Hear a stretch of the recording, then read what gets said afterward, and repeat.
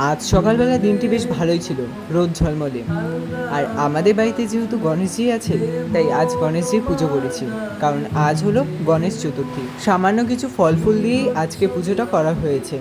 আর আমরা যেহেতু গণেশজির বাৎসরিক পুজো করে থাকি বিশ্বকর্মা পুজোর দিন, তাই আজকে ছোট করে ঘরোয়াভাবে গণেশজির পুজো করলাম। সবার প্রথমে গরুকে স্নান করিয়ে নিয়ে প্রথমে চন্দন তিলক পরিয়েছিলাম। তারপর 21টা দুর্বা অর্পণ করে 3টি অর্ঘ্য অর্পণ করেছিলাম। মানা হয় আজকের দিনে 21টা দুর্বা অর্পণ করা খুবই শুভ। আর তারপর ভালো মতো করে গরুকে আরতি করে নিয়েছি। তারপর সব দেবদেবীদের করেছিলাম।